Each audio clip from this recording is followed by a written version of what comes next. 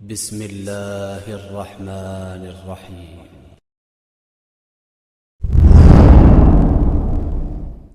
قرآن سننا pod cost. بسم اللہ الرحمن الرحیم والصلاة والسلام علی سید الانبیاء مرسلین وعلی آلہ واصحابہ اجمعین علی یوم الدین۔ اللہم صلی علی محمد وعلی آل محمد کما صلیت علی ابراہیم وعلی آل ابراہیم انک حمید مجید۔ اللہم بارک علی محمد وعلی آل محمد کما بارکت علی ابراہیم وعلی آل ابراہیم انک حمید مجید۔ محرم کا مہینہ شروع ہوا ہے اور حدیث میں ایون قرآن کے اندر بھی بڑی فضیلت آئی ہے اس مہینے کی۔ اول تو ہر مہینہ ہی اللہ کا ہے، لیکن اللہ نے محرم کے مہینے کو اپنا مہینہ کہا ہے کہ میرا مہینہ ہے۔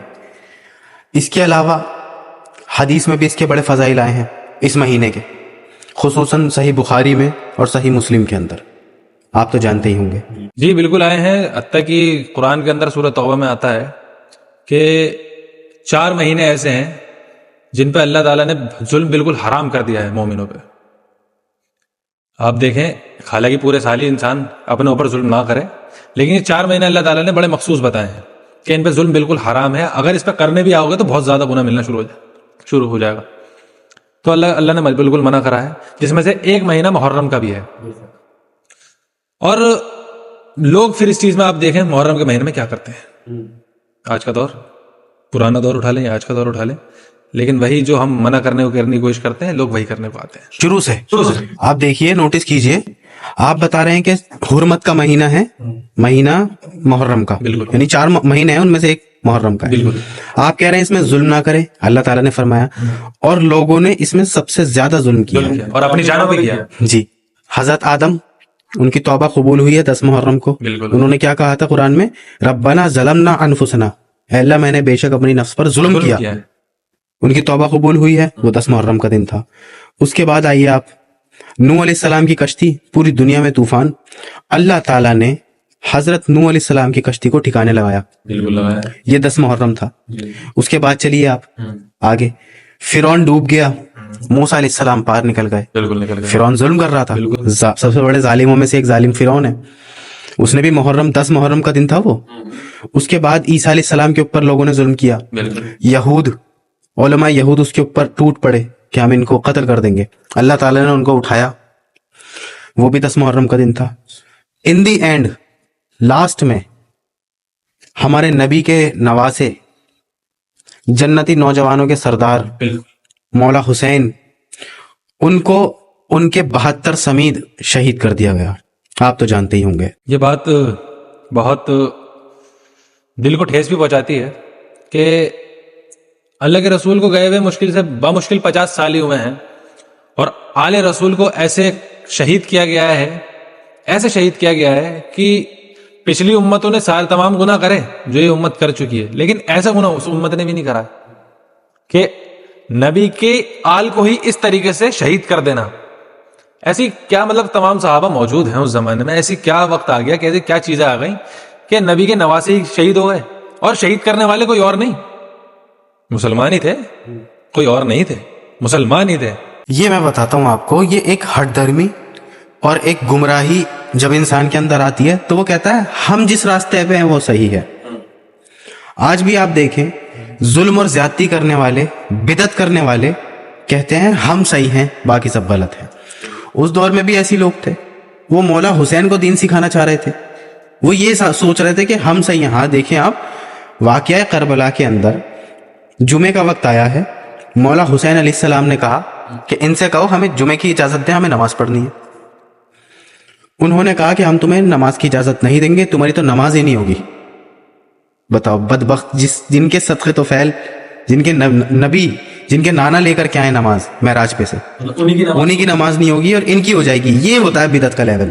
آج بھی آپ دیکھ لیں، بدعت کرنے والے جتنے بھی فرقے ہیں وہ کہتے ہیں تمہارا ہوگا ہی نہیں، ہمارا ہوگا۔ اس میں ایک چیز دیکھیں، یہ بدعت کے ساتھ ساتھ نا یہ نفرت کا لیول بھی ہوتا ہے۔ بالکل، وہ لوگ یہ سب چیزیں بھول گئے اپنی اس نفرت میں کہ اللہ کے رسول نے ان 2 شخصیتوں کو، علیہ السلام، حسن و حسین کو جنتی نوجوانوں کا سردار بنایا۔ بے شک، کس عمر میں؟ بہت چھوٹی عمر ہے، کوئی بہت چھوٹی سی عمر تھے۔ وہ لوگ یہ بھول گئے وہ لوگ یہ بھول گئے کہ حضرت ابو بکر رضی اللہ تعالیٰ عنہ ایک دفعہ آ رہے تھے تو مولا حسن اپنے والد محترم کے ساتھ علی ابن ابی طالب کے ساتھ کھیل رہے تھے، تو حضرت ابو بکر نے انہیں اٹھایا اور کہا تم علی کے مشابہ نہیں، رسول اللہ کے مشابہ ہو۔ سبحان اللہ۔ وہ لوگ یہ سب چیزیں بھول گئے۔ ایک فضیلت میں بتانا چاہوں گا ان کی، ایک بار حضرت حسین نے حضرت عمر کے بیٹے سے خلافت کے دور میں، حضرت عمر کی خلافت تھی اور حضرت عمر کے بیٹے ہیں عبداللہ ابن عمر جی، حضرت حسین نے ان سے کہہ دیا تھا کسی بات پہ کہ تو تیرا باپ جو خلافت کر رہا ہے نا وہ تو غلام ہے میرے باپ کا۔ بالکل۔ تو حضرت عبداللہ ابن عمر گئے اپنے باپ کے پاس کہ اس نے تو ایسا کہا ہمیں، تو انہوں نے کہا کہ تو لکھوا کے لیا کسی طریقے سے یہ بات، تو قیامت کے دن بول دے گا اللہ کے سامنے کہ میں نبی کا غلام تھا، میرے لیے تو جنت پکی ہو جائے گی۔ یہ فضیلت تھی، یہ اس وقت کی بات ہے جب عمر ابن الخطاب خلیفہ ہیں۔ کوئی ابھی یہ نہیں، اور ان کے دل میں بھی کتنی محبت ہوگی عمر بن خطاب کے کہ وہ کہہ رہے ہیں کہ لکھوا کے لیا حسین سے کہ وہ ہمیں اپنے گھر کا غلام تسلیم کر رہے ہیں۔ یہ اچھا، ان سے مولا علی کی بیٹی ام کلثوم سے جو حضرت عمر نے رشتہ کیا ہے، وہ صرف اس بنیاد پہ کیا ہے کہ میرا تم لوگوں سے تعلق جڑ جائے اور میں جنت کے اور رسول اللہ کے اور قریب ہو جاؤں۔ تین نسبتوں سے وہ چاہتے تھے کہ میری 2 نسبتوں سے تو ہو ہی چکا ہے، لیکن تیسری نسبت ایک نسبت اور جڑ بالکل۔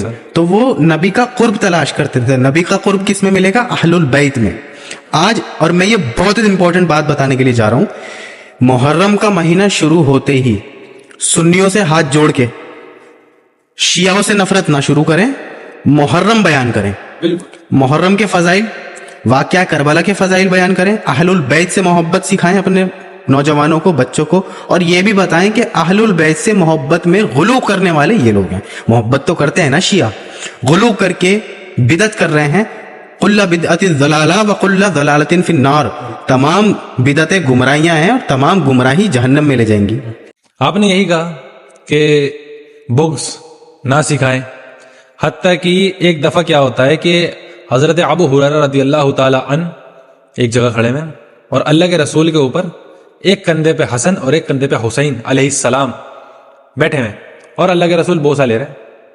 کیا شخصیتیں ہیں! ہم لوگ تو ترس جاتے ہیں اللہ کے رسول کی سپنے میں زیارت ہو جائے، خواب میں زیارت ہو جائے۔ وہ جنت کے نوجوانوں کے سردار ہیں جو کندھوں پہ بیٹھے ہوئے ہیں۔ تو جب ان سے فارغ ہوئے تو اللہ کے رسول ادھر آئے اور صحابہ نے پوچھا کہ آپ ان سے محبت کرتے ہیں؟ تو اللہ کے رسول نے کہا ہاں میں ان سے محبت کرتا ہوں، اور اے اللہ جو ان سے محبت کرے تو بھی ان سے محبت کر، اور جو ان سے بغض رکھے تو بھی ان سے بغض رکھ۔ یہ جنتی نوجوانوں کے سردار ہیں، کوئی عام شخصیتیں نہیں ہیں جنہیں آپ ملانے پہ لگے ہوئے کہ یہ تو چھوٹے ہیں یا وہ بڑے ہیں۔ یہ جنتی نوجوانوں کے سردار ہیں۔ آپ کیا سمجھتے ہیں؟ لوگوں نے یہ، اب ایک چیز دیکھیں، لوگ یہ چاہتے ہیں کہ حسن و حسین کا مرتبہ نا کسی طریقے سے کم ہو جائے، اور یہ دیکھنے کو ملتا ہے، ایسا نہیں مل رہا، دیکھنے کو مل رہا ہے۔ وہ اپنے ایمان کی خیر منائے کہ آپ یہ سوچ رہے ہیں کہ حضرت اہل البیت سے محبت ایمان کا تقاضا ہے، لیکن لوگوں کو یہ سمجھ نہیں آ رہی ہے۔ لوگ چاہتے ہیں کہ کسی طرح امام حسن امام حسین کا مرتبہ کم ہو جائے اور ہمارے جن کو ہم بڑا دکھانا چاہتے ہیں وہ ان کا مرتبہ بڑھ جائے، اور ایسا نہیں ہو سکتا۔ اللہ نے جن کے مرتبے پہلے ہی جنتی نوجوانوں کے سردار بنا دیا ہے نا، ان کا مرتبہ تمہارے آبا و اجداد نے بھی اگر کچھ کہا ہوگا نا تو بھی گھٹ نہیں سکتا۔ اصل میں ہوتا کیا ہے کہ آج بھی لوگ پوچھتے ہیں کہ اتنے صحابہ موجود تھے پھر بھی اہل البیت کو ذبح کر دیا گیا، 72 کے 72 پر اتنا بڑا ظلم ڈھایا گیا، ان کی گردنیں کاٹی گئیں، نیزوں پر لگا کے گردنیں اٹھائی گئیں، ان سب کی موجودگی میں کیسا ہو گیا یہ؟ اور آج ہم اس کا جواب دیتے ہیں کہ آج بھی 60 کے تقریباً مسلمان کنٹریاں ہیں